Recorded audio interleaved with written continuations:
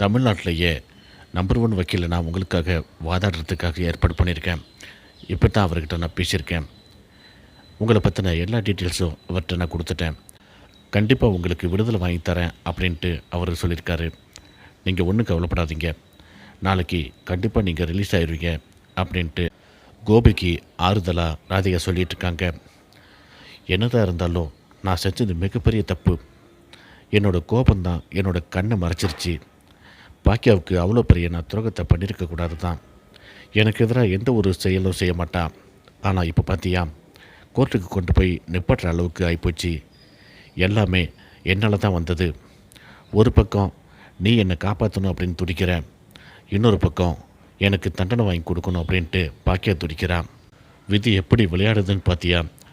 எவ்வளவு தான் பாக்கியாவுக்கு நான் கெடுதல் செஞ்சுருந்தாலும், என் மேலே அவளுக்கு கோபம் இருந்தாலும், எனக்கு நெஞ்சு வலி அப்படின்ட்டு ஃபோன் பண்ணி சொன்ன உடனே அலறிக்கிட்டு துடிச்சிக்கிட்டு ஓடி வந்தா பார்த்தியா? அது என்னை செருப்பால் அடித்த மாதிரி இருக்குது அப்படின்ட்டு ஃபீல் பண்ணி கோபி ராதிகா கிட்ட சொல்லிகிட்ருக்காங்க.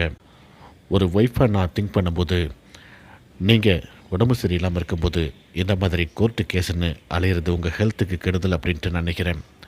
அதே ஒரு மனுஷியாக நான் நினைக்கும்போது நீங்கள் செஞ்சது மிகப்பெரிய தப்பு தான். நீங்கள் எதை பற்றியும் கவலைப்படாமல் இருங்க. கண்டிப்பாக நாளைக்கு உங்களுக்கு விடுதலை கிடைச்சிரும் அப்படின்ட்டு ராதிகா சொல்கிறாங்க. எனக்கு அந்த நம்பிக்கை கொஞ்சம் கூட இல்லை அப்படிங்கிற மாதிரி கோபி ஃபீல் பண்ணி சொல்கிறாரு.